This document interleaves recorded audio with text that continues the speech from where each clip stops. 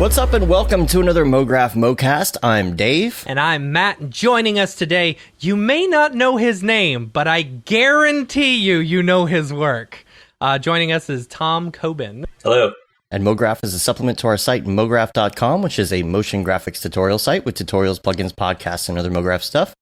And on the show, we talk about everything ranging from motion graphics to Cinema 4D, After Effects plugins, render engines, doing business, doing taxes, being a contractor, or working for the man. You can email us info@mograph.com. Let us know what you think about the show. Questions, comments, concerns, grievances, queries, topic ideas, artist suggestions, and what have you. Like this one from Oliver King, who says, Hey y'all. Hey, y'all. I was wondering, what's the right way to get rid of default lighting in Octane C4D? I always just put an empty HDRI object in there, but it feels wrong. I always put in a black color, but that's just me. Dave does this, and this is something that a lot of people don't know because this will actually mess with your lighting. Even if you have a black sky in there, you need to go into your settings, and you need to go into your environment, and you need to set that to black, and that will be 100% black, and you can save that as your default. I do that a lot. Oh, really? Yeah. I want that as my default. Because I have found like the default, like white or whatever, like, you know how you can just see everything as soon as you start Octane?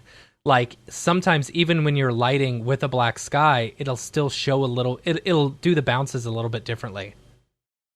It's interesting. The other thing he said is also, who is Mograph memes? Personally, my money's on Noseman. You think Noseman? Really? I don't know. That's what he said. That's not what I've said. That's what he said. Okay. No, I don't think it's Noseman. I don't think Noseman is into the memes like that. I don't think he is either. Yeah. Mm-hmm. My money would be on like Teddy Gage or Casey Hupke. I could see Casey Hupke. Yeah. It's like a. You think it's somebody we know for real, or do you maybe? think it's... I have a feeling we know him. What if it's more than one person?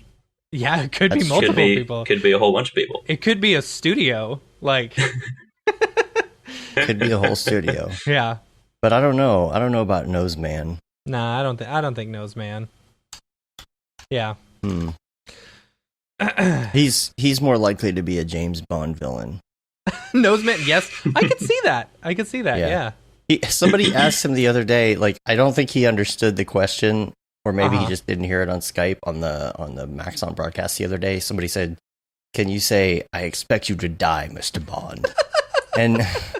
and he said, "Bond, James Bond." Like, he didn't even. I don't think he understood like what they were asking. That they were implying that he looks like that one dude. I forget the guy's name. It's one of the Bond villains or whatever. There's this one actor that Noseman looks like a lot like. Yeah. I'll have to find. If somebody knows what I'm talking about or who I'm talking about, post it in the chat. Mm-hmm. I'll have to find. We'll do a side-by-side photo comparison. Add that to the show, right? Yeah. Yeah. We're on Facebook, Twitter, Instagram, YouTube, mograph.com. Make sure that you mash that subscribe button and ding that bell and whatnot. What the kids are doing these days while they're playing Fall Guys. I don't know. Fall Guys. It's good. It's a good show. It's a good game. You know. I haven't played it yet. It's pretty good. It's fun. It is fun. It's addicting because, you know, all the games are so short. You know, as soon as you, I hate that though. This is the one thing I also hate about like games like whatchamacallit? What's the Fortnite? You know, you die, it's over. Ben Kingsley. Kingsley. Yeah. Yep. You die, it's over, and then you gotta wait to start a new game. You know, it's like that waiting you're talking time. About Battle Royale. For it to repopulate and stuff like that. It's like that's boring. Yeah. Like, at least give me like a mini game or something while I'm waiting. You know what I'm saying? That'd be cool. Yeah. Yeah, man. Noseman has some great headshots, man. Are you doing a side by side? This is when he was on The Guardian. Wait, that's article Ben on Kingsley. Noseman. That's not Noseman. I know. That's it's funny. Yeah. Anywho, so I heard that Fall Guys actually has really good music. That's what I'm looking forward to hearing. Like, apparently, it's the music intense. is really yeah. good. Yeah, it's okay. I don't know. Gets you. gets it keyed up a little bit. Yeah. Dope bass lines and stuff. Yeah.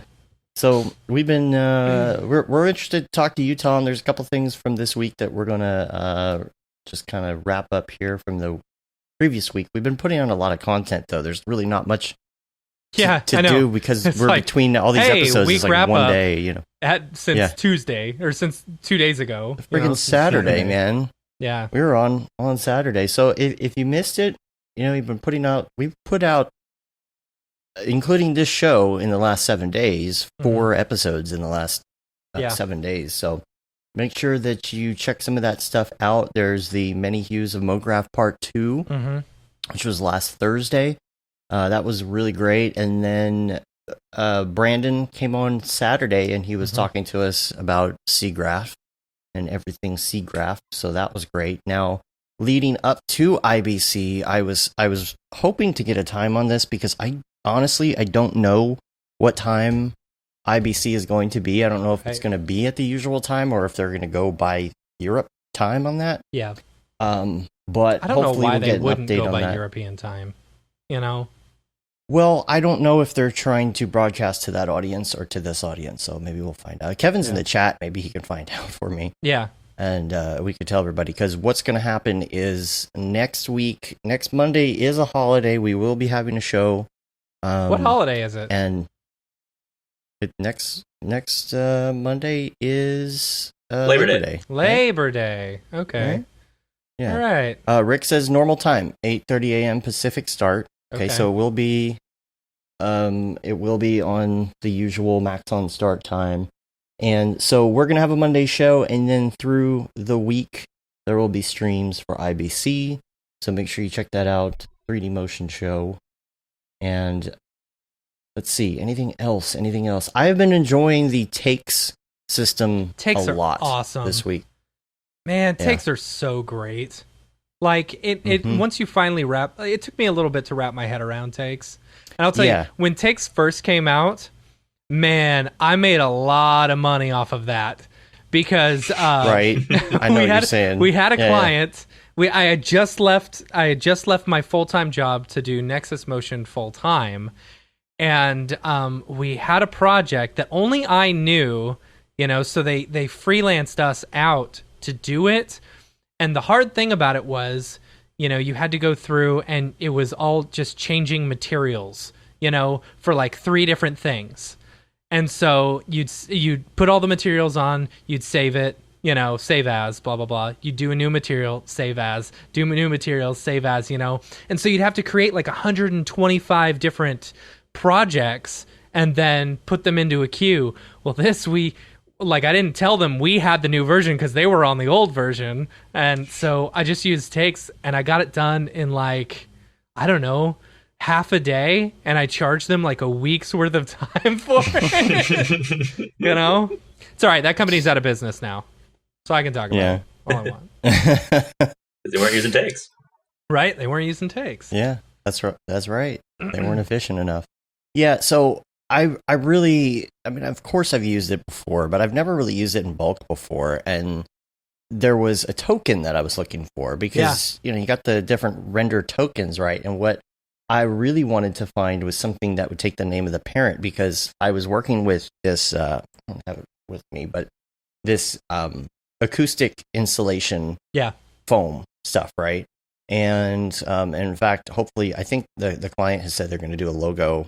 It's going to be so logo rad. I can put up here that's actually like acoustic material, but in the shape of our logo. It's going to be awesome. And so the whole thing is there are these different types of, I don't know what you call them, different types of designs for these different types of things. And it's like heavily NDA'd right now, but the different patterns and different types of colors of foam and materials that are inside of them vary, but they're always based off of these 10 different materials. So what I did was I set up those 10 materials as a sub-take, and then I copied all those takes over and over and over again. And then I, at the parent of all those groups of takes, I gave them a name, like, this type of device number 1, or this type of configuration with these different lights, or whatever it is, right? So you have the subtakes and they're all ready to go, and you're just copying and pasting a lot of stuff. And what I found incredibly useful for this was if you have a Cineversity membership and you get the CV, it's called the CV Parent Take. Oh, it's a token. Cool. Then it will take the name of the parent take and then tack on the color. So it's like, this is this thing in this color. This is this thing in this color. And that made it so much easier. I was like, I know there's got to be something in there. I think Ace 5 Studios was doing a tutorial and not really talking about it, but actually it had a drop down talking about takes, and I saw it in there, and I'm like, that's the take I need. And I know that it's not there by default. I feel like that should be in Cinema by default. That's super useful. The tokens and there's are another awesome. one that will tokens are and awesome. there's a bunch of stuff that comes with it, like a bunch of, like, it's a token package or something. So make sure you check that out. I just, I never really got that into it. Yeah. It's not like I didn't know what it was. I never really had the need to go that deep, but man, is that a time saver. Instead of multiple projects, and somebody changes something in one project, they change one material, and then you have to copy and paste it into all your other projects. Yeah. Even like changes to different animations and stuff. Like instead of doing 2 projects, we recently had this one where it was like a walkthrough of a booth, like a whatchamacallit, like a trade show booth, and so doing one take and then having other parts that were animating within that and being able to keep it all in one project was really nice. The only thing that it didn't seem to pick up on was the Mograph selection tag doesn't seem to be affected by it. Oh yeah. That's the one thing I had, because I went through, there are these multiple tiles, ceiling tiles, and some of them needed to be gone at certain times, and they were put in there using a Mograph cloner object. Well, I would say, okay, in this take, turn off these 4 tiles for this piece of material, and then when I would change it in another take, it wouldn't flip flop. So of course the easy solution around that is just to have 2 or 3 different versions of those tiles and just do it that way. But it would be cool if it affected it that way too, because then you could just change Mograph configurations on the fly like that. That'd be neat. It'd be pretty cool. That would be neat. The same's true with like material order, right? Like I feel like I've done that where I've tried to do a different take where I change them, or have the top material change, but instead I'll just do 5 or 10. 2 different versions. Yeah, exactly. Yeah. That makes sense. That kind of makes sense. You can change why it the actual material, I believe. Can't you? Oh, like you could change the settings of them. Yeah. But maybe I'm wrong. Maybe I don't know. I know I was just trying to stack a bunch of materials and then just have it be the one active material. But then it was great because some of these had varied color temperatures. So I'd go into Octane and I would change the color temperature based on scene. Yeah, that's cool. And that would all update. So really, really cool. It's like a little late to the game. Oh, have you heard of takes? Yeah. Hey, have you heard of the Mograph cloner? Right. But anyway, we're going to talk about you, Tom. Let's start at the beginning. Let's go back into the Wayback Machine. And I want to know how you got your start. Sure. We met you. You were kind of probably, I guess at this point, about to have some stuff go viral, I think, when we originally met you. And so tell us about, before we met you, how you got started, whether or not you went to school. Sure. Kind of yeah. So, I mean, I've just, currently I'm a freelancer doing various motion things, a lot of 3D, mostly 3D, some kind of 2D stuff. But before that, I was always interested in animation just as a kid and all that stuff. I would do like, stop motion, claymation stuff all the time. And I didn't go to school for animation. I went to Lawrence University in Wisconsin as a liberal arts school. I was an environmental studies major, but when I went there, environmental studies, huh? Yeah, that's fun. Yeah, and I liked it a lot. But even before I went, I knew I was interested in film and some other stuff. I mean, I thought I would actually go into film after college, but then and there were some basic kind of film production classes. There was more film theory and stuff like that, which was cool too. But yeah, like when I was there, I actually had some pretty cool opportunities. just because the curriculum is all the professors were really chill, so I could basically. I started becoming really interested in Cinema 4D. I started using that at school, and I just asked one of my we had a digital processes class, which is basically just like it was just an art class where you learn how to use use a computer, and I just basically asked them to do if I could do like an independent study to kind of just learn, like take a semester to just like learn visual effects and stuff like that. And so that's kind of how. I did a short film that has a lot of visual effects in it, and it looks terrible now, but I love I worked really hard on it at the time, and it was great. And I learned how to do 3D tracking and add some stuff to scenes and things like that. And that's kind of where I sort of got started with kind of the animation and stuff like that. So. And then I had another class. I was taking just a basic sculpture class at the time, and I took one term of that, and then the next term I asked my sculpture professor if I could take sculpture too, but do a lot of my sculpting in 3D. That's funny. And he's like, "Yeah, whatever, sure, that's cool." And then it's like, "Yeah, I'm not really taking sculpture, but that's fine." I was just in that class and making 3D sculpts and putting them into videos. I'm jealous of you. I want to take an actual real life sculpting class really bad. It's really fun. Yeah, totally. I really liked it. Anyway, so after that, I kind of did some freelance work just after college, and I moved out to the East Coast for a little while. I worked at a video production company, just kind of basic video production, did a lot of mostly just kind of talking head interview stuff. Or we actually did a lot of trial support for attorneys. So we would do a lot of taping of like depositions and stuff, which was not very fun. I used to do that. Oh, did you? I feel like we've all done that. Yeah. Yeah. Yeah. So, travel around Connecticut and take video depositions for like 9 hours. And then man, how do you stay awake? Dude, it was hard. I got in trouble for falling asleep one time. Did you really? Yeah.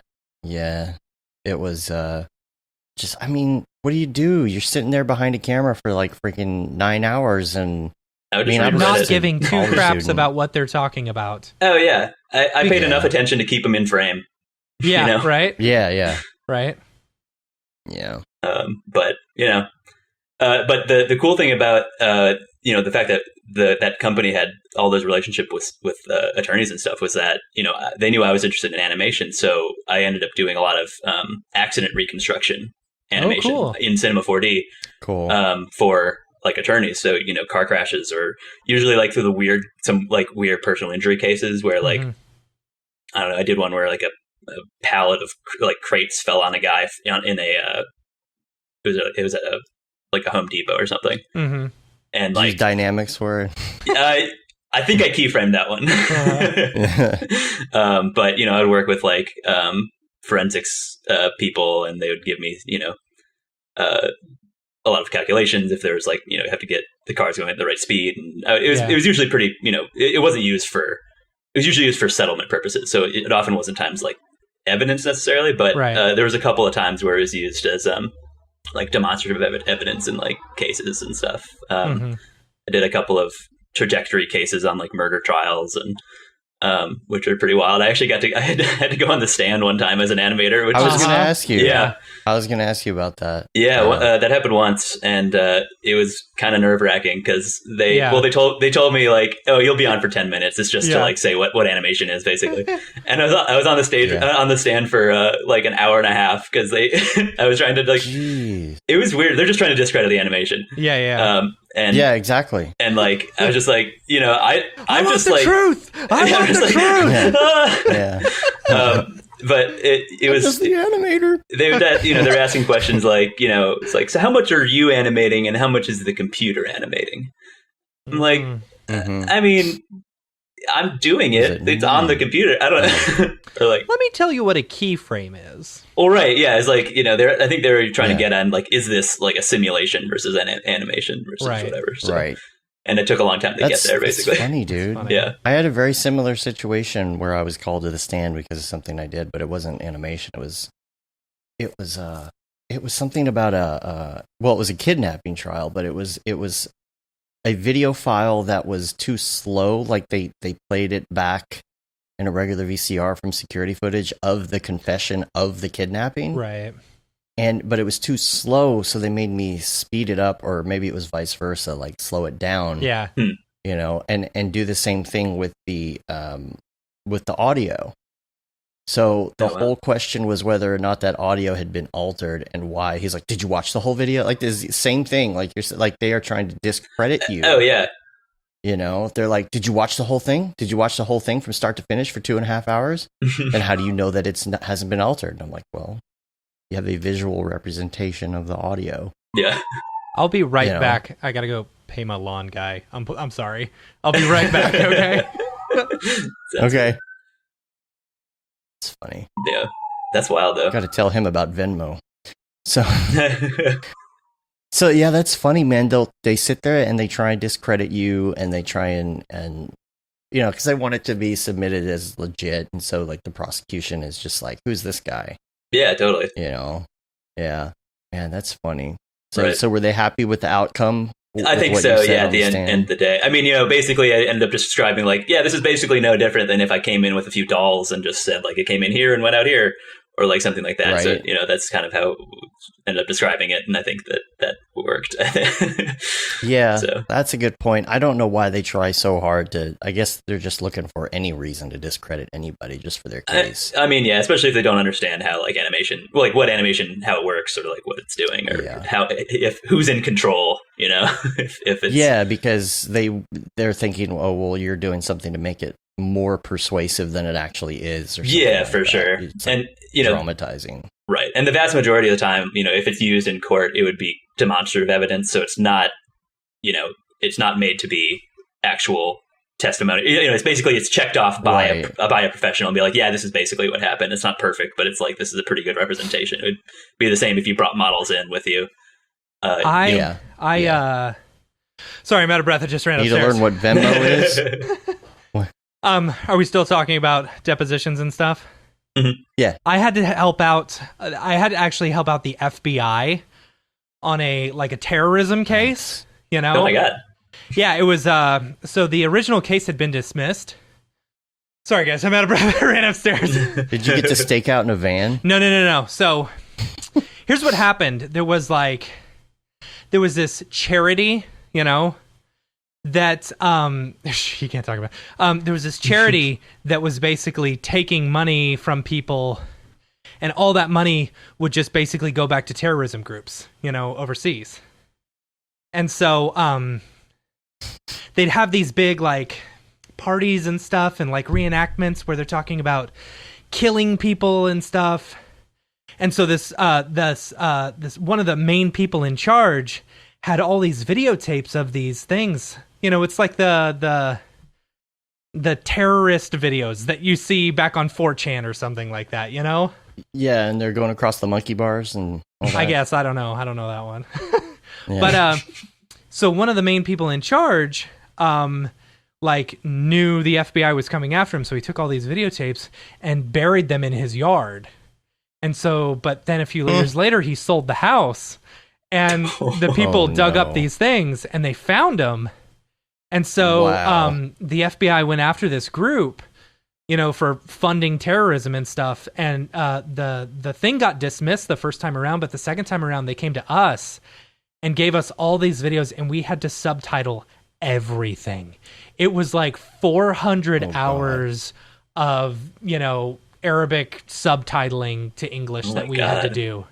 How do you even? They had a translator who would give us, you know, basically line by line, and as you're listening, dude, you start to like catch key phrases and stuff, you know, and you're like, okay, I know what the rocks and stones are. All right, I know praise Allah. Okay, cool. Yeah, you know, blah blah blah. It's like that. I had nightmares about that project because it was so much work. That's wild. Yeah. What I want to know is through these like. What I want to know is how like we've all been through these trials of like the early days of trying to get into the industry. Oh yeah, dude, for sure. What were you saying, Tom? Sorry. Oh no, I was just. What I wanted to know is how you forget your incriminating tapes buried in the backyard. Right. It's like, I don't know. I mean, I guess like you bury something in your backyard, you're not expecting anyone to ever dig it up. You know, like why in the world would I go dig up my own backyard right now? You know, there could be a body back there and I wouldn't have any idea. Yeah. There isn't. I'm hoping there's not, but yeah. You know. Yeah. So. Wow. Yeah. All right. Well, I don't remember where we were. Yeah. Talk about your background. After that. Your so background. after the reconstructions. Right. So after the reconstructions, and I still actually do that. I still do those every once in a while for that same company because when I quit that company, I was they basically just became my first like freelance client. Yeah. Because I wanted to do it, man. Yeah, right. Exactly. And you know I'd been with them for a number of years, and you know we had a really good relationship, and they're great. So you know it made total sense to obviously just like. You know, I wanted to go freelance just because, like, I wanted to stop doing depositions, basically, and focus just way more on animation, which is, you know. Yeah. So, you know, they were my first client, and my first year of freelance was terrible. Made like no money, but you know, it was what I wanted to do, so I kept at it, and I moved back here to the Twin Cities, and it's only kind of recently, finally, the last couple of years, like finally picked up. I feel like I'm pretty comfortable now. Like I have a good client base, and you know, it takes about 3 years for a business to really start growing, and I can see that, you know, because Dave and I have done pretty well this year, and I think that's because we've built up so much of a base over the past like 4 or 5 years, you know, for sure, of people totally, and references and stuff. Exactly. And same. I mean, you know, once I moved back here, I kind of reconnected with some of my like filmmaking friends, and so I got a lot of jobs through. You know, I made a lot of contacts through that, and like, you know, kind of came in contact with directors in town. Mm-hmm. So there's now I have kind of a number of, you know, visual effects clients that I work with, or you know, do who make like short films, and I'll do visual effects for, or cleanup work or stuff like that. And then I have a number of like, you know, marketing firms that I work at or do some work for. So but yeah, I mean that's kind of, you know, the trajectory for the most part. Things have picked up, you know, in the last year since I started doing Instagram basically. Mm-hmm. But how let's talk about that. Let's talk about Instagram and what did I call it? The virality. Virality of some of your work. So if for those who don't know, you like there's been a bunch of stuff that I feel like I've seen online, you know, whether it be through, you know, just the Cinema 40 subreddit. I know you post a lot in there, you know. For but sure. Also other ones, like I know I've seen a few pieces of yours on the subreddit, you know? Yeah, really. Nice. See, I always thought it was yeah, but the inflection was different. Yeah.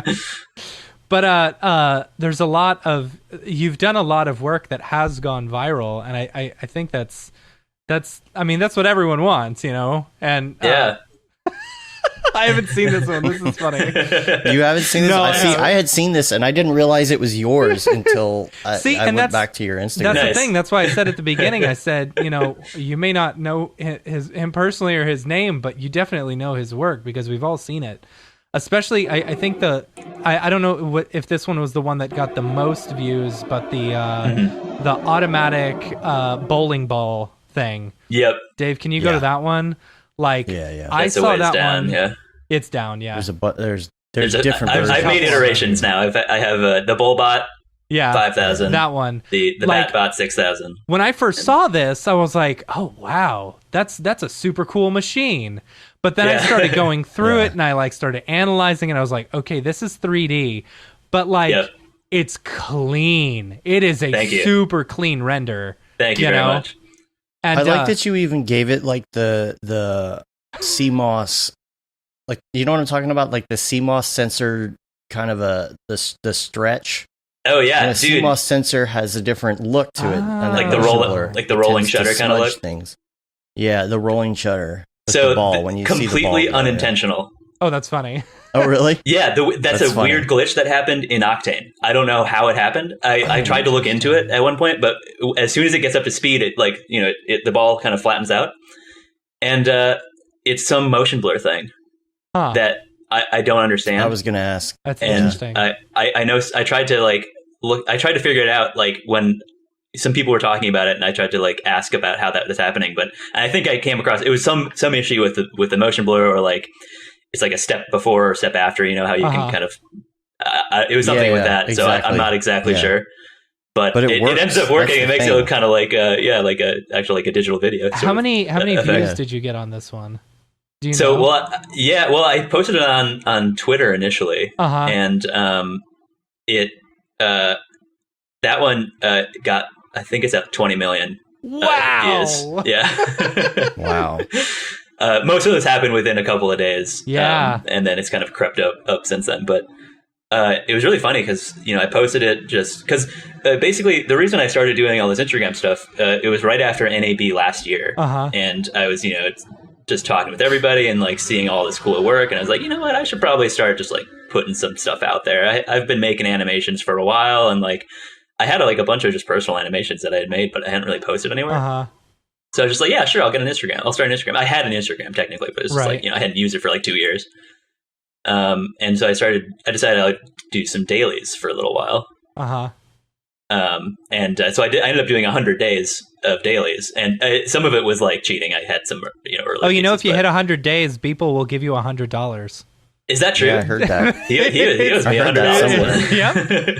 According, Casey Hupke called him out on it. Yep. You do 100 dailies and you hit up Mike, he will give you $100. Posthumously though, or like, I don't know. He already did it before he said that. That's the question. I don't think so. No, I wouldn't deserve it though, because I had a few that were just sitting on my computer for a while. But yeah, so the Batbot thing was the first thing that really went viral, and it went viral because, I mean, it went viral on Twitter, but then Will Smith posted it on his Instagram. Oh yeah. And so that's when it kind of exploded, and I got all these hilarious, like, I mean, I got a lot of followers, but I got some really funny messages, like, you know, people who were thinking the machine was real. Yeah. And I had a couple of offers to buy the machine. Oh my gosh! One dude asked me, how much would it cost to ship the Bullbot to Kuwait? That's funny. That's so funny. And I had to let him down. Yeah, so that was fun. I got a Snopes article out of it. Oh, that's funny. Yep. Oh, dude, that's like the dream right there. I know, right? Yeah, I know. It's pretty great.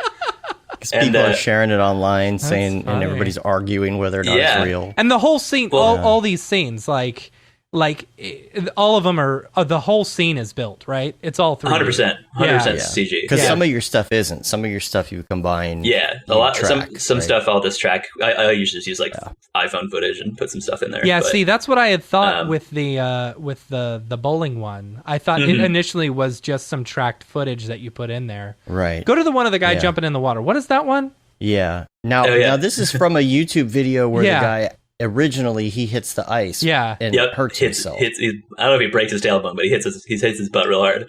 Yeah. Okay, so that was you. See, I didn't even know that one was you, and I'd seen that one a million times too. Yeah. That's probably on Reddit, right? Yeah. The other thing that's funny is, like, when I first, I mean, certainly with the Bullbot, like, I initially just didn't watermark anything. And so it just immediately just flew away, and, you know, it's elsewhere now. Yeah.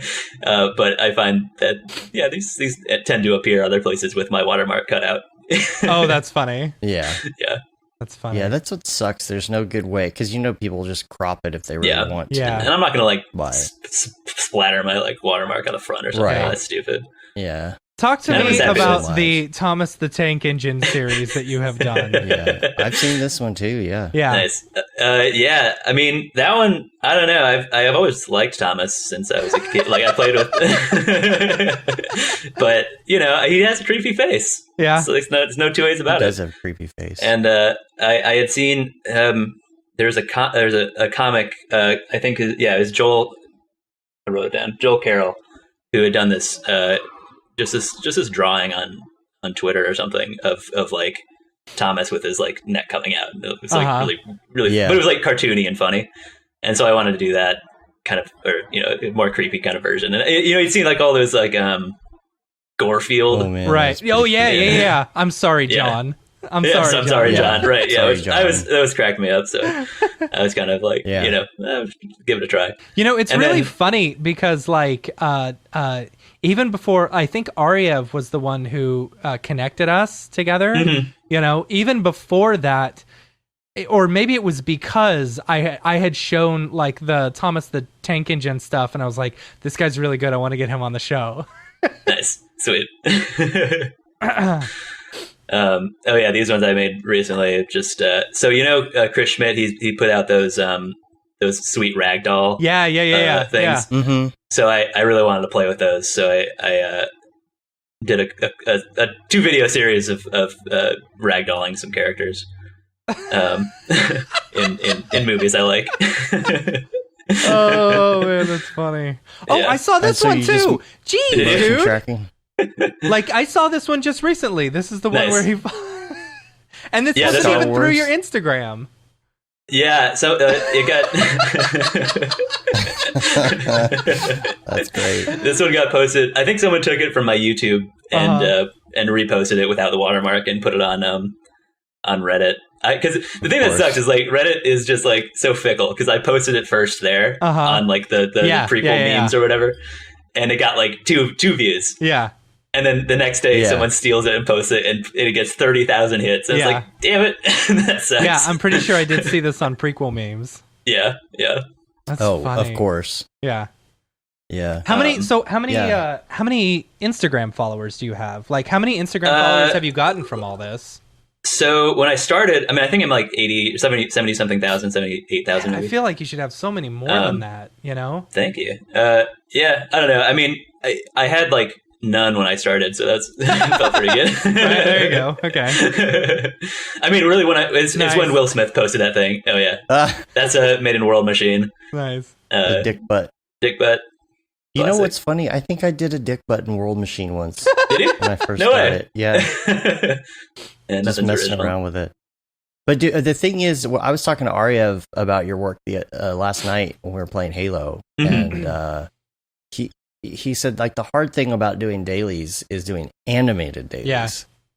Yeah. Well, you were doing those. Thanks. Yeah. No, I mean it helps when I had no work going on. Yeah. But that's one of the reasons I had to stop actually, because I started getting work from doing the dailies. Also, shout out to David Ariev. He's given me a ton of really useful tips lately, especially I've been building a new system. So he's given me a lot of really solid advice. So thanks, man. What specs, bro?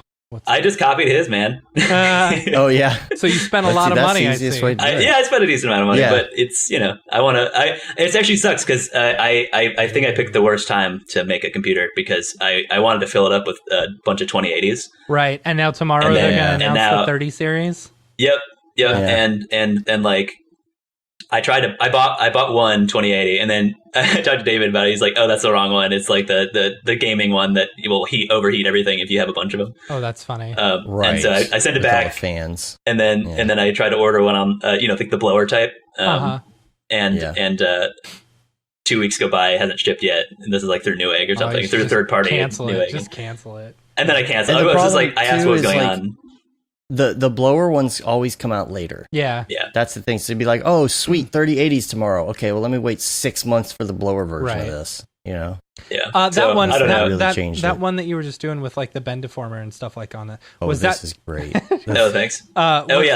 Was that motion tracked from footage? Which one now? A little bit, Dave. Back to did one.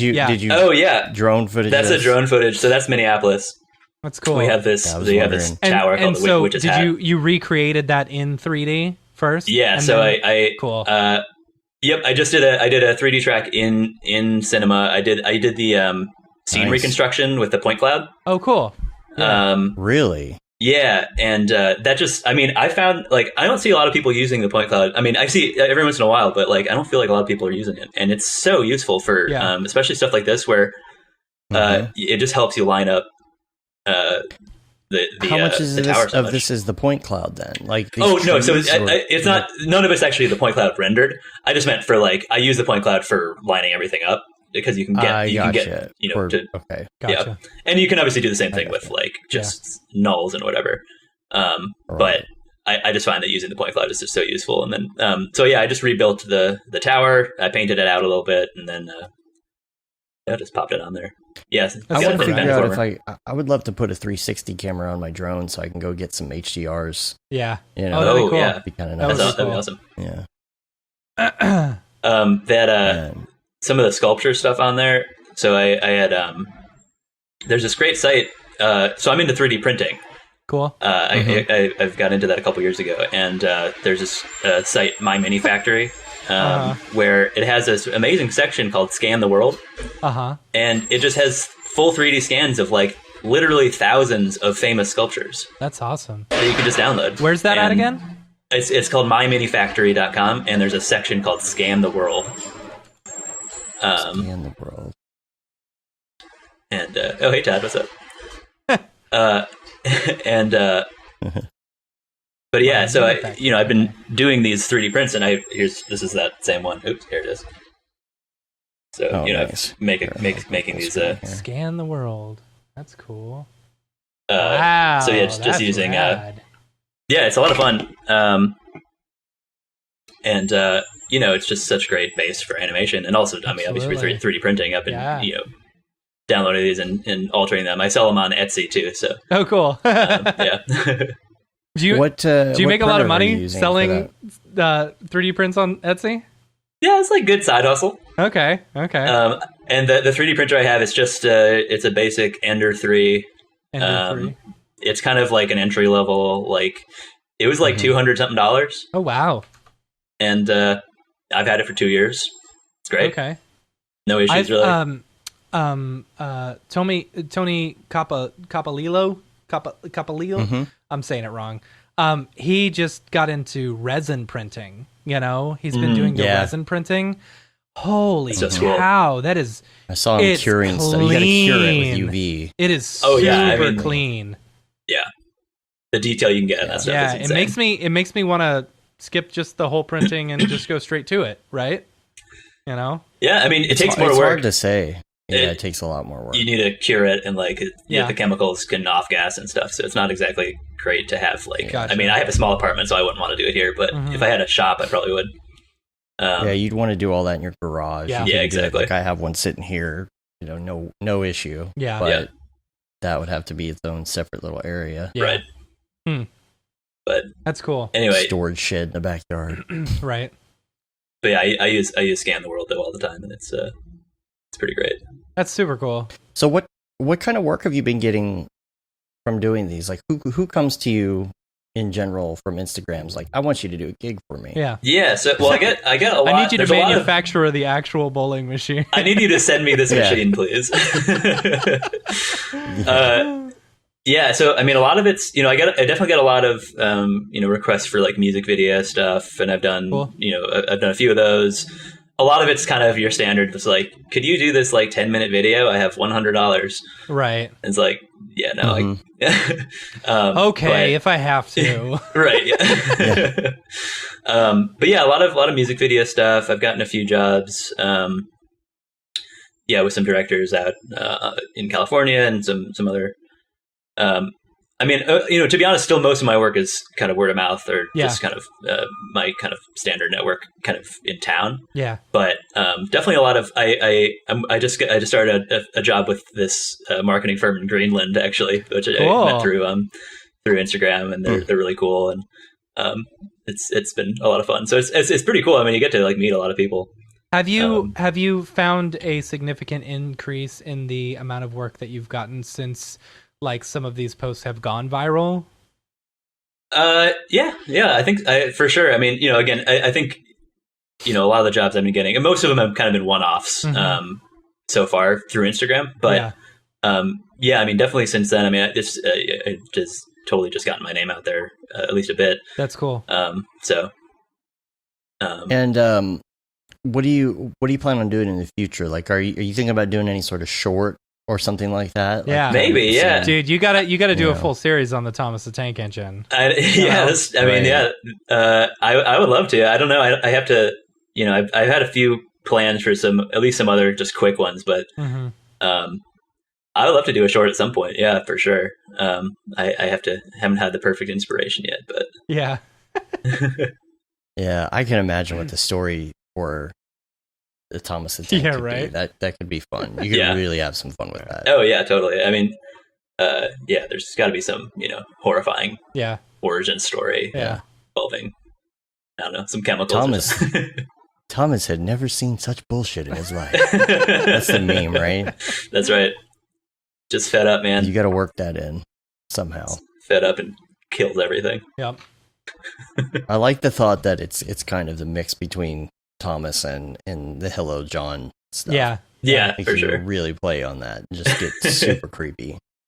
Yeah, definitely. Especially with Halloween. Just hunt Sir Topham Hatt. Right? Yeah. You have to make it just slightly different so you don't get sued, right? Yeah, I guess I should. I mean, I don't know. I feel like giving him legs and a long neck might do it. Yeah. Maybe not. Which fair use, right? Sir Bottom Hat. I don't know. Yeah. The large controller. Yeah. Just make it Ringo Starr. Right. Yeah. Yeah. Like Thomas the Tank Engine is a decommissioned train, right? And he doesn't like being decommissioned, and then goes to there you go. Kill off the people who decommissioned him. I don't know. There you go. Or maybe he became like evil, and so they had to decommission him. That's right. I don't know. Yeah, this is getting very Beeple's people. Well, sealed him up in a wall. Right. Well, I have him in the Hannibal Lecter. I have a Hannibal Lecter animation in there too. Yeah. There's the where he's behind the glass wall with the holes in it. Oh man. Or Tom, you got a great motion reel too. You've got some other stuff in here besides your dailies. You got some great work. Yeah, thanks a lot. Yeah, a lot of stuff I've been doing. I mean, I try to keep I'm trying to decide if I should make my motion reel super weird or actually have that's the stuff you're gonna corporate stuff in there, You're gonna get. That's what I was gonna ask you. Yeah, because on your reel, the way you have it set up is you do show some of these, but then you go into the corporate stuff. I imagine that's kind of hard to figure out how you want to balance that. I don't know. I just wanted to put it all there. I mean, at some point I might make a separate couple of different reels, but at the same time, just because I know that some of this stuff is kind of viral, I figured I should keep some of it in there. For sure. And there's that Mixamo animation. You got a lot of rigging. Yeah, I was gonna ask if it's Mixamo stuff. If you're super into rigging, animating. I do not like. Well, I do some rigging, but a lot of the time I'll cheat it. And I mean, with the AT dancing stuff, I'll that was Mixamo. I just used the hips from a dancing guy, and I connected the hips to the did some IK stuff on there and whatever. But yeah, that's pretty. Yeah, and some just classic Mograph stuff. Classic. Yeah. Like you do. You gotta have pay that. the bills.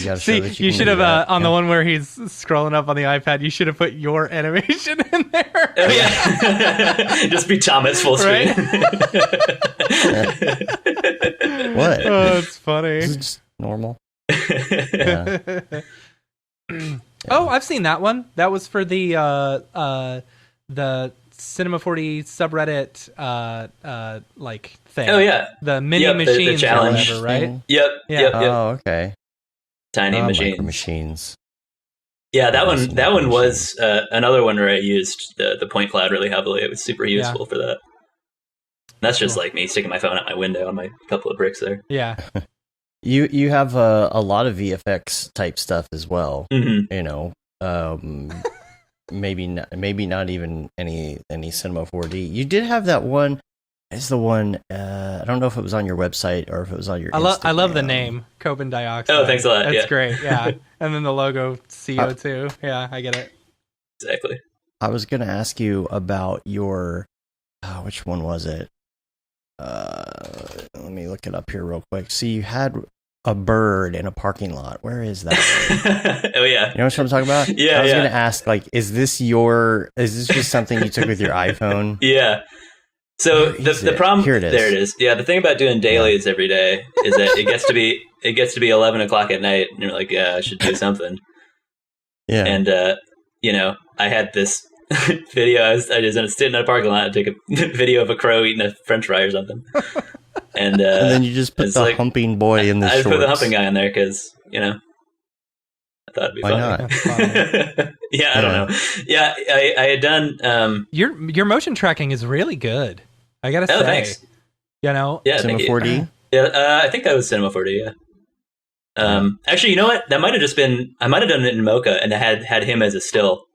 Gotcha, yeah. And just done it in After Effects. Yeah. Sometimes it's just that easy. Yeah. How many likes does that one and have? I also... I don't know. No, I don't know. Yeah, they're not showing likes anymore. A few thousand. Yeah, that's true. I could check, I guess. But Urban Polar Bear I think you have to click others. I don't know. That's Urban Polar Bear. They hit others. I thought it said... Oh, only you can see the total. Yeah. Okay. Well, I like the audio. That's the other thing I was going to say, like in the one with the bowling and stuff like that. You could hear people laughing at it in the background like they're... Well, I wanted to make it... Yeah, I feel like that's a thing that's often kind of overlooked in a lot of CG stuff is like taking the extra taking the extra hour to just kind of put some good audio in there. And I love that part. I do too. Fun. Audio stuff is great. And brings just have, exactly. Yeah, absolutely. I think it makes such a huge difference. And I think it's, I think I just downloaded some like YouTube video, like dude laughing or something, and just threw him in there. That's funny. That's kind of like, it reminds me of the Nat audio and the laughing that was in some of Jan Sladeko's stuff, like the astronauts. Yeah. That's what it reminds me of when you hear people laugh in the background. Very natural. Yeah. Almost live YouTube video or something. There's this one child laughter. It's a young girl laughing, and I hear it all over the place. I know which one you're talking about. I feel like I might know what you're talking about too. It's like or something like that. We when I was in college, we had to do like some ADR stuff, and so we had this DAT tape with a whole bunch of individual things, and so we had to fade up and fade down and record to our own DAT tape. And I must have heard that laughter at least 100 times. And so now it's ingrained in my brain. It's like the Wilhelm scream You're for me. Triggered. Yeah, it's the Wilhelm scream of children's laughter. Absolutely, But see, I think that scream is done almost like... comically? Like just on purpose now. I think people just throw it in just to see if people like us catch it or something. Yeah. Like, oh, did you catch the scream? Yeah. I feel like there's the same exact thing for a particular baby crying. Yeah. Like that I've heard in like at least 5 or 6 movies. Yeah. And a Mack truck going by. Oh, okay. Oh yeah. Like every time you're like, that's the exact same. That's funny. Every time. Yeah. Yeah. Yeah.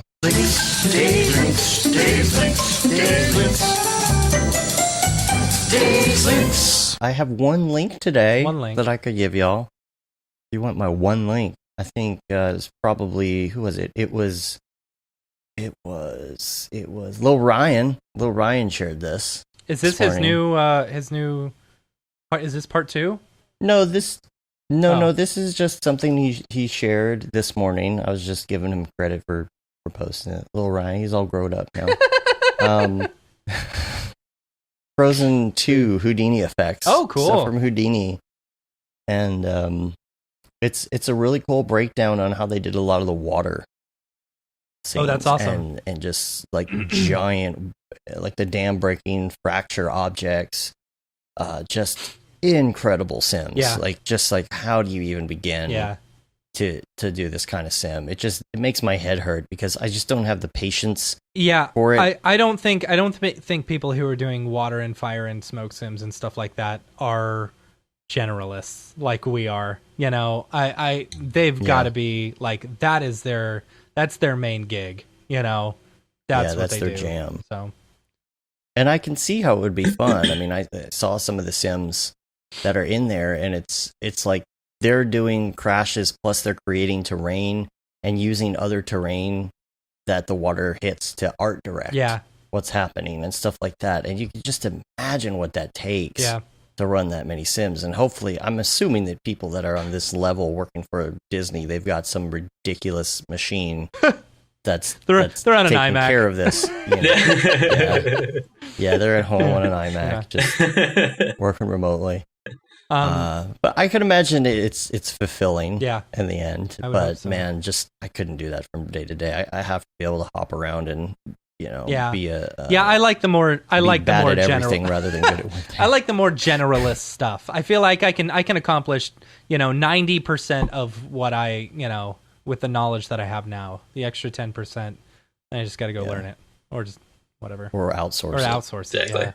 Find somebody who can do it better, right? Right. Another link. Check out the Go Gorilla Filmcast. This week's episode that they just released yesterday. They got director and VFX artist Jeb Hardwick. You can check it out on the part of the Mograph Podcast Network. Go to mograph.com/podcasts. And you can check them out. This is a really cool episode.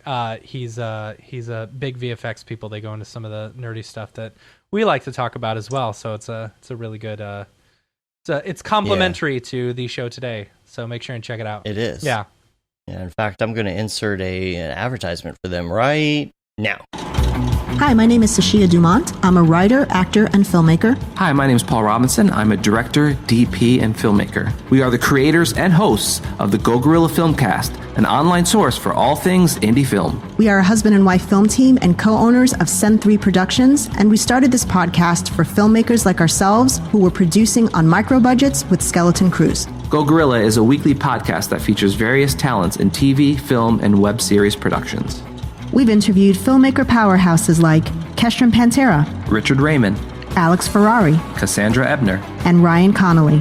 Amazing actors like Hannah Ward, Lou Taylor Pucci, Chris Wataski, and Eileen Gruba. Groundbreaking cinematographers like Jody Lee Lipes, and Jessica Lee Gagné, and many more. We also offer weekly reviews of our favorite films and shows, which vary from low-budget first-time filmmakers to A-listers and everyone in between. Go Gorilla is proud to announce that we have officially joined the Mograph Podcast Network. So if you love filmmaking as much as we do, tune in every Sunday for a new episode of the Go Gorilla Filmcast, your source for all things indie film. Now available on the Mograph Podcast Network. Perfect. That was good. It was so good. It was good. It was the most enjoyable version of that same trailer that I've already heard. Mm-hmm. Even though it was exactly the same. Yep. That was the best version of it. That was the best version. And Paul's in the chat right now. All right. What else are we doing here? I don't have any more links. All right. You got any more links? No. You got anything? Nope. Anything just you a want bunch to of viral Tom? stuff that I've seen from cool Tom. Links? What's some cool stuff you've seen lately? What are your inspirations? Oh man. Because you got to have kind of a weird mind to come up with some of these Thomas the Tank Engine and the dude air humping the bird thing. Oh, totally. Well, I mean, there's obviously so many really talented animators on Instagram. It's such a huge community there. Yeah. Actually, okay. So the last couple of days, actually, I don't know if do you guys know Felix Colgrave? That name sounds so familiar. He's not a 3D guy. He does kind of standard cartoon kind of animation. On I assume Flash or whatever it is now. I love his work. His stuff is so weird and trippy and beautiful. He didn't work on. Oh, okay. Yeah. I'm looking at some of his stuff right now. Yeah. This guy's great. Very weird. I've the last couple days I've rediscovered him and been just watching all the videos on YouTube. I really like Double King, which is one of the really good ones. And this isn't just still; it's animated as well. Yeah. Oh yeah, it's animated. It's beautiful. Yeah. But I mean, just in terms of aesthetics, I think that's really fantastic. And he didn't do. What's the name of it? Has he done any cartoon shows? I don't know. Or anything like that? I'm not sure. Just curious. Beautiful work. Yeah. Is that you, Dave? Yeah. Okay. Yeah, I'll bring it up. I usually have this thing muted, but no, I'm not sure if it's not who I thought it was. But you remember Super Jail? Super Jail was a really crazy looking style as well, but it kind of reminded me of that, some of the stuff that I saw. Not exactly the same though. But so this is all Flash, huh? I think so. I guess I don't some form of whatever it is now. But yeah, it's just super weird and kind of dark and fun and funny. I love it. Yeah, right. Yeah. He's great. I'm trying to think. On Instagram, I really like MBG Core. Now that sounds familiar. They're really popular. They do a lot of kind of physicsy, like ragdoll stuff with people, but it's using some engine that I don't really know. MBG it's like _core, right? I think so. Motion Blaster Graphics. Is that it? MBG yeah, Core. I feel like I have seen this. yes. I have seen this. It's just like people flopping around. It's great. And this thing. This one's so fantastic. I love this one so much. I've seen that around. That's great. Yeah. Yeah, just some bend deformers and stuff, right? Yeah, I mean, right? Yeah. That's the thing, you just come up with a fun idea. It doesn't even have to be like that. It doesn't have to be super 100% mega realistic. Just tell a fun story, Oh man, that's good stuff. I can see how that can inspire you. Yeah. Oh yeah, absolutely. Yeah. I love them. That's rad. Cool. It's fun. Yeah, that super pain one's great. I'm trying. Yeah, but yeah, I mean, there's so many artists out there, man. Yeah, there are. So speaking of your influences, let's do a little thing called Mograph Recommends. We'll talk about your influences from other areas as well. And we'll start off and ask you these questions, and they can be your favorites from recently, or they could be all time. It really doesn't matter which. Sure. But we'll start with your favorite movie. Oh, I mean, it's got to be Lord of the Rings. Okay. I have a very strong connection with that series. I think honestly, I was just talking about this yesterday that I don't think I would be doing what I'm doing today without the special features from that's funny. the Lord of the Rings movies. Yeah.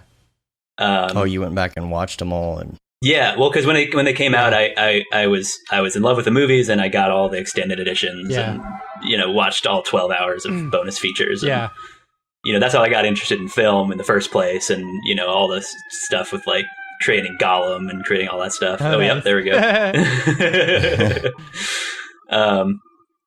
Where's this photo taken here? That's in New Zealand. That's at the in the Shire. It's the one, right? It is the Shire recreation. Wow. No, that is the Shire. It's a funny story because they built the Shire, for real for Lord of the Rings, and then they tore it down after they wrapped up. But then people started figuring out where the Shire was, like, and they wanted to go see it, and they went to this farm and be like, "Where's everything?" And so when Peter Jackson went back, they said he asked them for the Hobbit. When he went back, he's like, "We want to build the Shire again." And so the owners of the farm, just like a sheep farm, there's like, "Okay, cool, you can do it again, but you have to build it permanently." Yeah. And so we can host, that's cool, tours and stuff. That's super cool. Yeah. Can you pay extra and like do a B&B in that place? That'd be awesome. I wish, man. No, I don't think so. They could really bank on that. I know, yeah. I mean, I think all the Hobbit holes are empty. It's actually cool though, because there's all the different scales there. They have like Hobbit scale Hobbit holes and human scale Hobbit holes. So that's cool. When Gandalf's walking around, you can see, yeah, but it's a whole tour thing. So you go there and you can't like just go. You have to go through a company and you walk through, and then they'll feed you a Hobbit meal. That's funny. And, yeah, it's really good. Limbus bread or whatever. Right. Yeah. Exactly. Yeah. I saw a funny meme or something the other day that was talking about like it's been 20 years, 25 years, something like that, some ridiculous amount since Lord of the Rings came out. And then the fandom is still around. And then same with Harry Potter. Harry Potter's been out forever, and the fandom is still around. And they said, but look at Game of Thrones. No one's talking about it anymore. It's like that's what happens when you have a terrible ending to a show. Like, just the fandom goes away. It just sucks because they should do a last season reboot or something. Yeah. Wouldn't that be cool though if a series came back and said, okay, you know what, we're going to change The ending. Nah, because then of you the got series. then that's they did that with How I Met Your Mother. You know, because so many people hated the ending when they replaced it when they did the DVD special or whatever. They changed the ending because so many people were pissed about it. See, no one talks about that show anymore. It was a good show up until the last season. Yeah. You know? See, it just sucks because I take such great pleasure in like rewatching a show. Yeah. And now it's just like, if you know it's gonna end that way, it's like, okay. I mean, I could watch the first few seasons again, I guess. Yeah. And just like, I don't know. That's why I don't rewatch Lost. Yeah. Yep. Yeah. Lost was a great show, episode to episode, but man, they they really dropped the ball. J-Brum's lost interest. Yeah. Lost was like the only TV show that I ever watched like from the beginning to the end on TV. Same here. And I got so burned by it that like I could like that systematically changed the way I think about television was Lost. You know, because it's like I'm not going to invest my time. Like that's why I've seen like maybe 2 episodes of Game of Thrones, and I've seen like maybe a handful, like 1 episode of what's the zombie show, Walking Dead. Oh, yeah. Walking Dead. Waiting for it to pay off. You know. Yeah. Same with Dexter was another one. You know, all of them interest me, but I wasn't going to invest my time. Yeah. Yeah, and Logan in the chat said The Hatch had me going for a while. The Hatch was great. It did for me too. Like I love The Hatch. It was a great concept. Right? It was so mysterious and, you know, scientific research and secret government, everything. I may have had a rant or two about Lost. Yeah.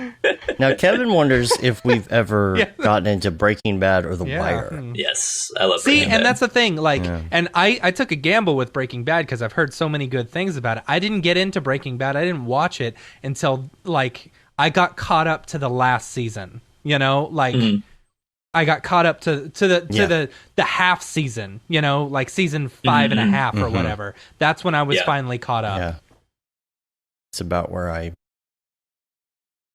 got into it. Yeah.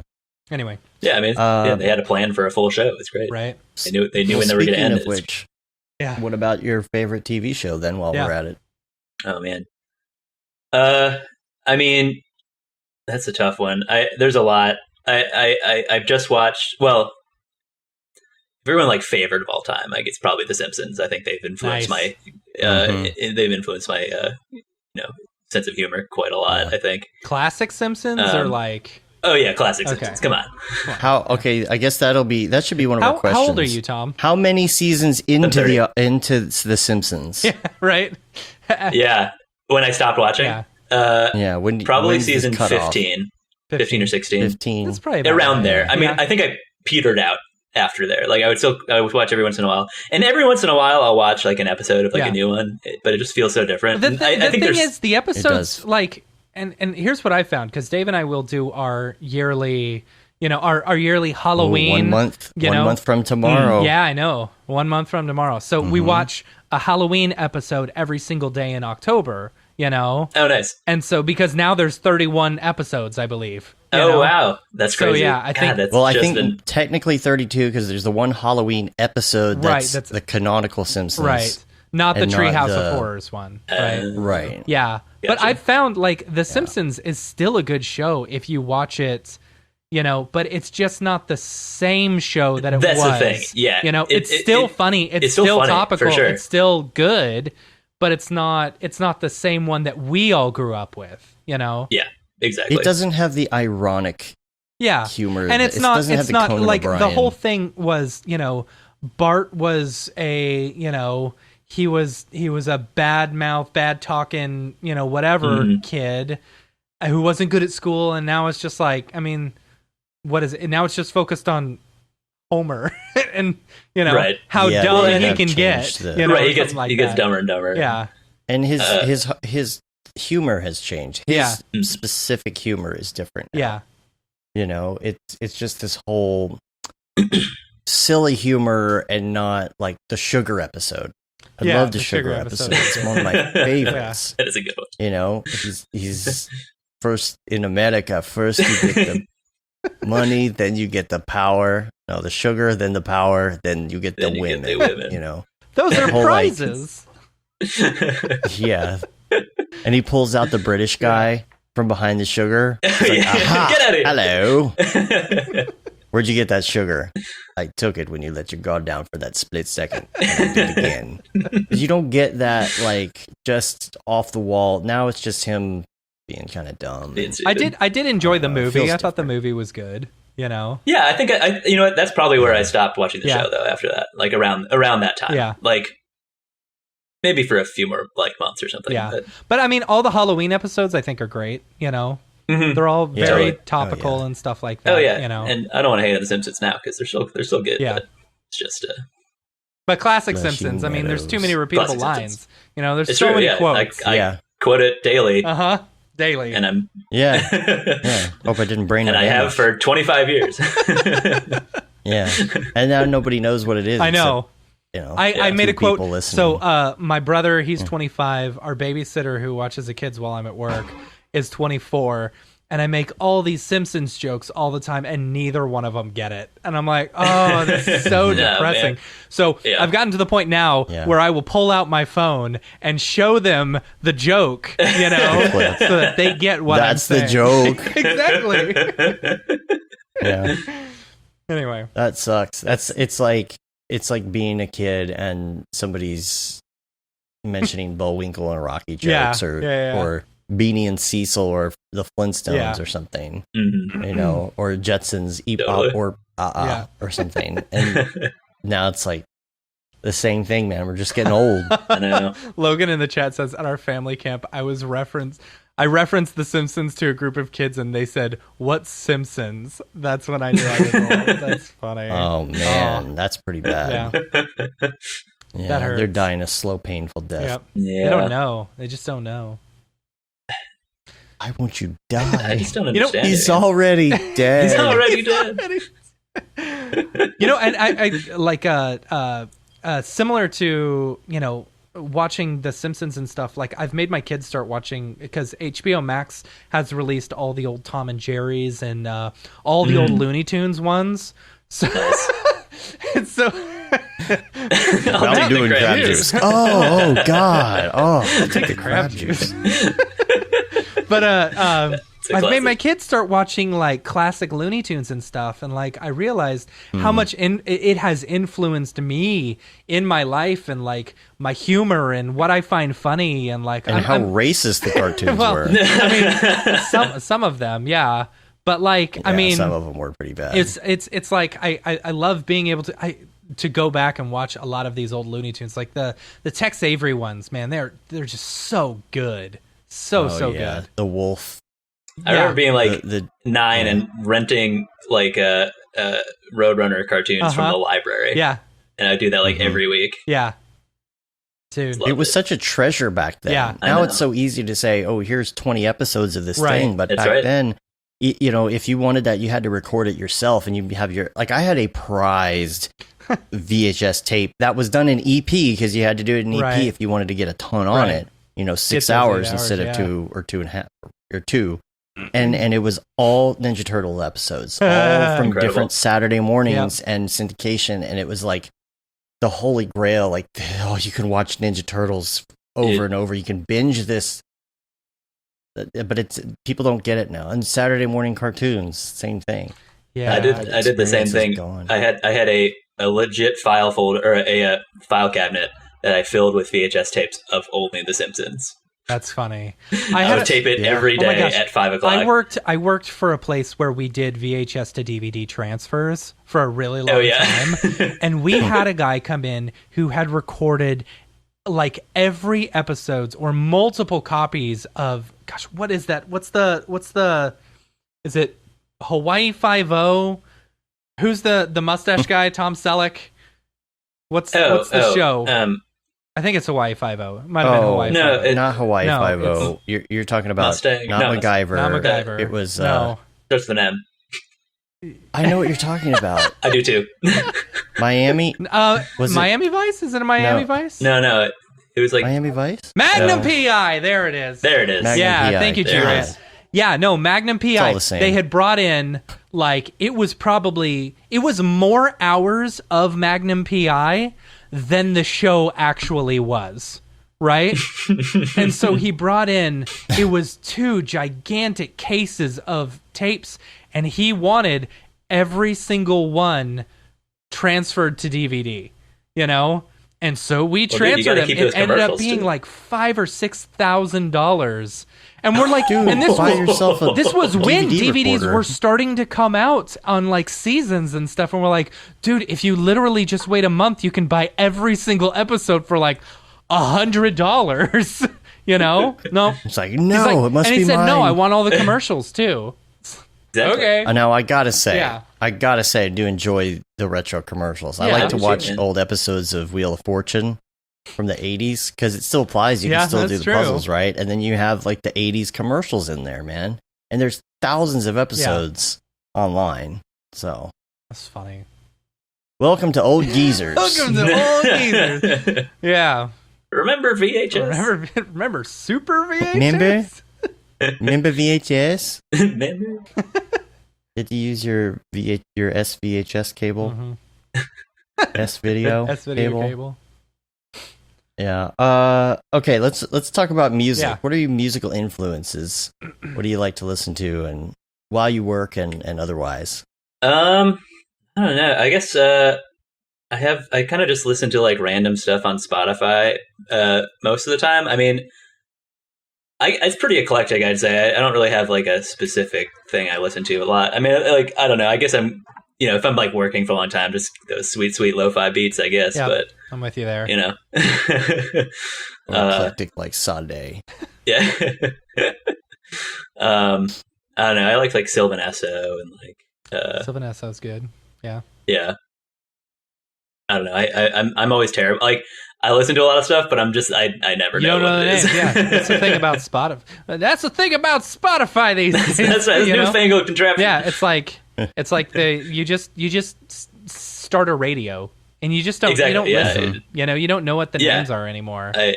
You know. Yeah, and even after you favorite them, you're like, oh, this is a good song. You hit the star button, Yeah. but you don't know the name of the song. Exactly. Who I wrote just it. put it in a playlist. And what's and really it's like, funny all right, is I'll cool. get a song Yeah. stuck in my head, and I don't know the name or the band or anything like that, and then Yeah. I'll have to Google it, because I've heard it 800 Yeah. times on a playlist or whatever. Yeah, Yep. Do they have Shazam for humming yet? I think so. Funny story, they actually, in the very first early days of the App Store on the iPhone, they did have something like Yeah. that. And it actually kind of did work, and I used it once or Really? twice, and then it disappeared. I think you can do that Really with irked me. Shazam. I think you can. Can you? I don't know if you I don't can know. with Shazam. Maybe Shazam bought that company Yeah, let's up. try it. Maybe that's why. Try it. Yeah. Do something. What's something good though?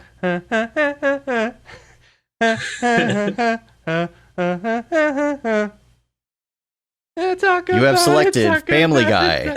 No result. Nope, you can't hum, man. Yeah. I think it's more that's based on more of an imprint. Like it has the waveform. It matches the waveforms. Yeah. Like almost like, be like on exactly. yeah, like it's mathematical, Mathematical. as Adventure Time would say. What else we got? Podcasts. What podcasts do you listen to? Lately I've been listening to a lot of Reply All. I like that one. Cool. Just kind What's that one about? of internet related I don't know that stories, kind of. I heard that's a good Radio one. Lab. Yeah, I like it a lot. It's a good format. It's different every time, right? What's Yeah. the premise? Podcast So it's kinda about like- the it's kinda like- internet that is actually an Yeah. unfailing original exploration of modern life and how to survive it. That's neat. Okay. Yeah, it's great. I mean, it's kind of like Radio Lab or something like that, but like, they just come up with, some interesting story, but it's often tangentially somehow related to the internet. Mhm. Um, And they're weekly too. Yeah, this- That's good. Yeah, there's this one great segment that's called Yes, Yes, No, where two of the hosts will explain tweets to their other kind of older hosts. That's funny. who, That's really who find them funny. online and just basically explain memes. And it's actually helped me quite a lot because you just be like, I've missed this whole thing, That's so thank funny. you for the. like an urban explainer. dictionary type thing. It's basically that, That's but as a segment, and it's every couple of weeks I'll do that, so that's a lot of fun. Cool. Let's see. Plugin. Favorite plugin.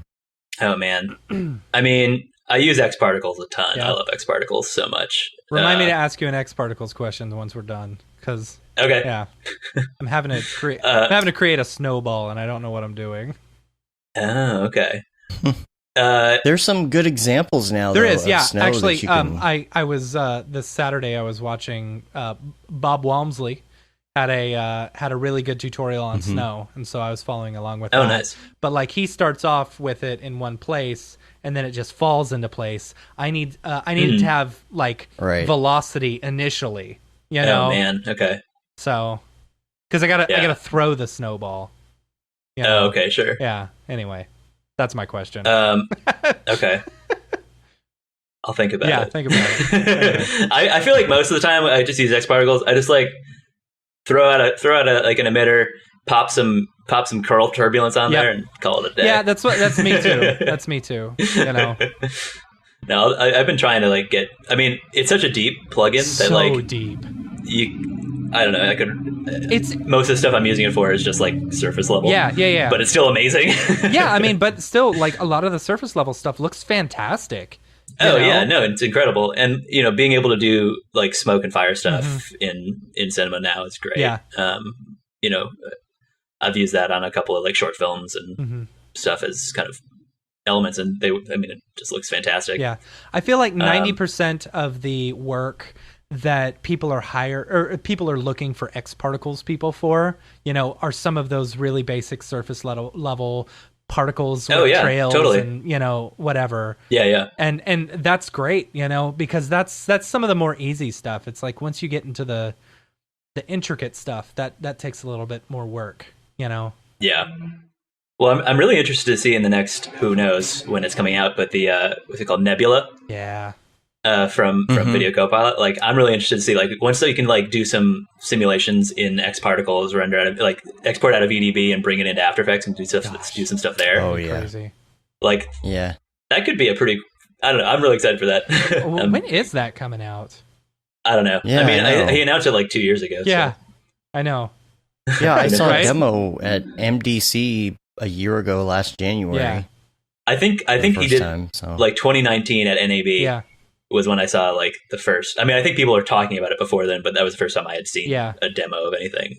Well, he showed it off at in January of 2019 for the first time in London. Oh, okay. And everybody had their phones out and was posting it online, but there was no official anything. So it was just kind of this just like rumors viral thing for a while. And then he did the official show off on the stream. But yeah, that would be so cool to see. Oh, and he showed off at NAB this year, I think, didn't he? Mm-hmm. Yeah, I think he did that too. A little bit, yeah. Yeah. Okay. But yeah, I mean, just being able to do just doing like some fog stuff or any atmosphere kind of stuff in After Effects would be really useful. Yeah. Any 3D stuff in After Effects would be useful. To just being able to like skip the rendering and even having it real time. Yeah. But yeah, totally. Whatever. It's After Effects. Headphones. Headphones. Oh, favorite headphones? Yeah. These ones right here. These are Bose Quiet Comfort, I think. Nice. That's right. I like this them. This week's episode brought to you by Bose Quiet Comfort 35. Bose, sponsor us. Bose. Ding. Send us free headphones. Give us headphones because we talk about you all the time. What about your favorite go-to app? Muscle memory on your phone. What are you always opening? Oh man, I mean, it's probably just Reddit. Straight up, yep. Yeah. But Reddit in the morning, hop over to the news, get pissed off, have to move back over to general, and exactly. I'll switch between different apps until they make me angry, and then switch to a different one. Yep. Yeah. Now, lastly, it's going to be. Well, do you have any favorite Reddits, by the way? Yeah. What's some of your favorite subreddits? Oh man, let's see. I mean, I'm on the Cinema 4D one quite a bit. That's you're very active in that one. Yeah, I haven't posted anything there for a while, but I love that community. It's such a good. I mean, it's a good space. Yeah. And let's see. It's great. It's awesome. I mean, classic. Yeah. It's so weird. I'm trying to think. I've seen a lot of people stuff on there too. Yeah, I think, and sure. the biggest thing is I've noticed, and so going back to the virality, of your work and stuff, and people just posting it.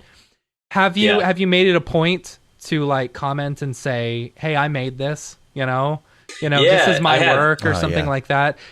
Because I know, totally. like for example, the Boss Town Dynamics one with from Corridor Digital, they made it a real big point to, hey, people, stop stealing our stuff, or at least give us some credit for it. Yeah. Totally. No, totally. And I tend to do that with Beeple stuff. Anytime I see Beeple stuff posted, I always say, hey, this is the artist, blah, blah, blah.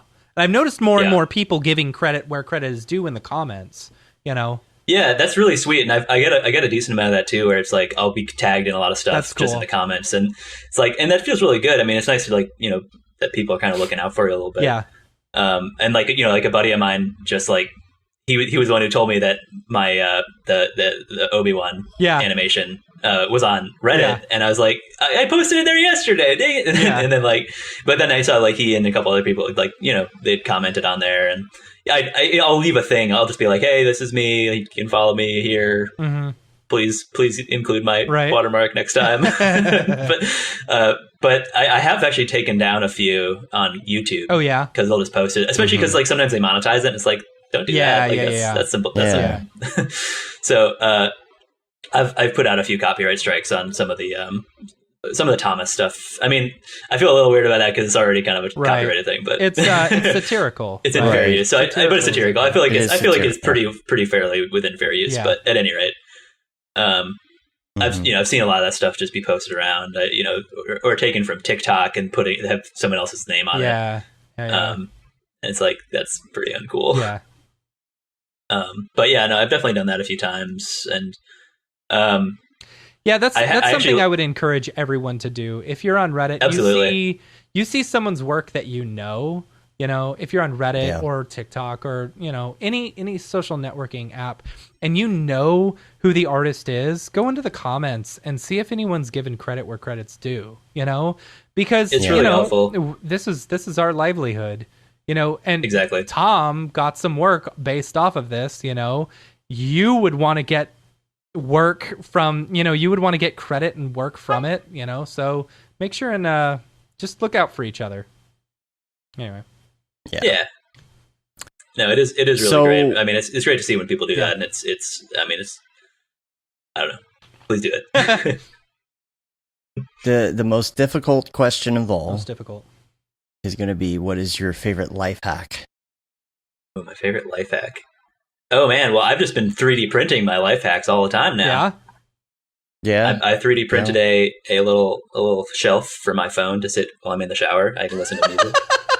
Nice. That's funny. That's funny. Nice, because they're like 99% waterproof now, right? Exactly. So, yeah, it's waterproof, and I actually will scroll my phone in the shower sometimes if I'm just gonna take a long shower. Yeah. I'm so hesitant about. Oh yeah, but your shower is like a long shower for you is 2.5 minutes. Right. Dave is the fastest shower I've ever met in my life. Like literally 30-second shower, he's in and out. In and out, man. Just get down to business right away. Right? There's no standing around. Got stuff to do. Business. So when I take a long shower, it's a long shower. So I bring my phone. That's funny. Man, I'm so hesitant. I just can't do it. I can't do it. Yeah. All right. What else have you 3D printed? Listen to music. What else? Yeah. I mean, mostly it's just like weird sculptures like this, like the Venus de Milo and Stress Shattered Neck. I like it. Thank you. Just like, I mean, basically like everything back here, you can't really say anything. Yeah.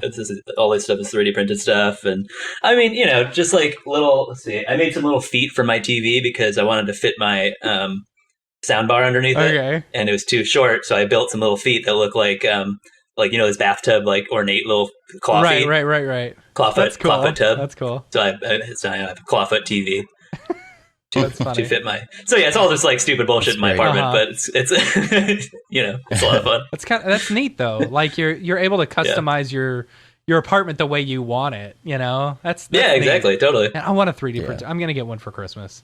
I told my wife to get me that. That and a drum set. Just print a drum set, right? You just need one. You're gonna be hating. You're gonna be hating life with that. That drum set's gonna be right back here. That'll be it. And it's not a real one. It's an electronic one. The kid can put on headphones all he wants. Oh, okay. Electronic. Yeah. No way. I'm not getting a real one. That's not bad. Oh man, symbols in your office. Right? Yeah, you're trying to like concentrate. Why isn't this render working? Right. Make it stop. The bows, they do nothing. That's funny. Oh, well, Tom, we really appreciate you being on. Yeah, man. Where can people find you on the interwebs? Yeah, I'm at Tom Coben on Instagram and Twitter, and my YouTube channel is Tom Coben, and you can see my website, cobendioxide.com. Cool. And that's a good name. Yeah, thanks for having me, you guys. This has been great. Yeah, hopefully we'll see you at some in real life meetups. IRL. Yep. Here in the next once year we can or so. Once we can travel again, Yep. that'd be great. Sure. I hope so. That'd be a lot of fun. You can rate us on iTunes. You can leave a review on your podcatcher app thingy of choice. Let us know what you think about the show. Let other people know what you think about the show. So helps get our ratings up. You can subscribe to our newsletter as well. Don't forget to do that. Make sure you subscribe to our social media channels. Ring that bell and stuff. It's me ringing the bell. There you go. Okay. I got a little muffle. Yeah. My headphone cable's hitting it. Let's see. I need more resonance. Oh, that's nice. nice. That's very nice. It's the sound of people ringing the bell. Right? Sounds good.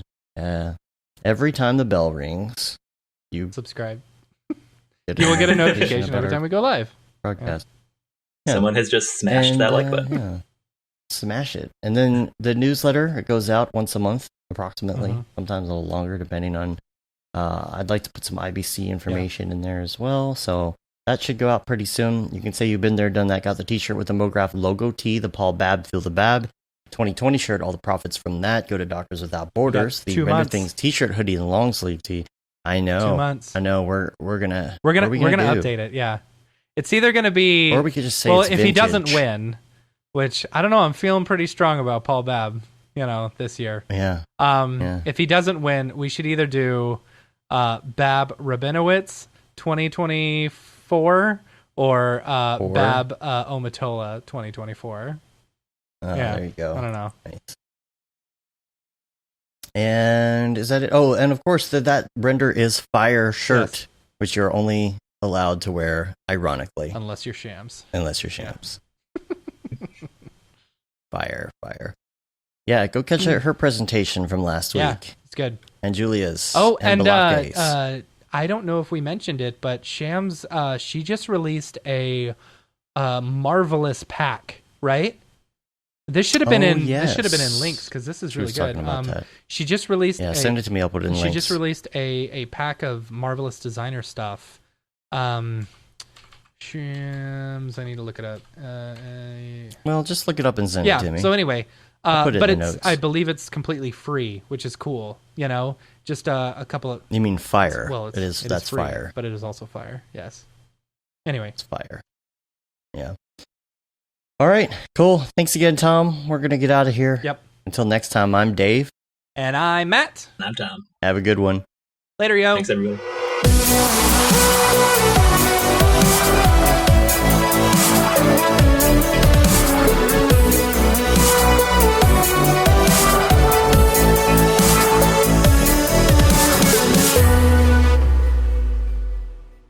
It's pretty good, I guess. Mograph.com, an online resource for motion graphic artists. Start your week with the Mograph podcast. Industry news, interviews with your favorite artists, and terrible humor. Watch live shows and interviews from Mograph events like NAB, SIGGRAPH, Half-Res, and local meetups. Our Mograph Talks feature live demos and motivation from artists all around the world. Sometimes you gotta make stuff that you're not gonna put on your reel, and I'm not here to judge. What if Rick and Morty show up for the countdown at midnight? That's where I peaked in life, in my career. We gotta stop this thing, Rick! It's gonna kill us all! Hear from the people that create your software, design your render engines, and artists that are changing the face of modern motion graphics. You get that render done. Yeah, you better frame what? Mograph tutorials and online classes will teach you about Cinema 4D, After Effects, as well as other popular software and render engines. Throw in the HDR Studio, take the render settings, pick the HDR, put in a reflection, and gorgeous. Branch into new software. Learn time-saving tips, techniques, workflows, and lessons that'll keep you up to date in the world of motion design. Oh, brother, those are some of my favorite elves. I love projects that scare me. When our art director comes to us and asks for something that I had never done before, man, it gets me pumped. Join the conversation in our live sessions. Check out our plugins, or join the hundreds of daily active users in our Slack channel for technical help, advice, contests, or just to joke around. Real nice banana. Ah, that's so funny. All right. I'm going to live forever.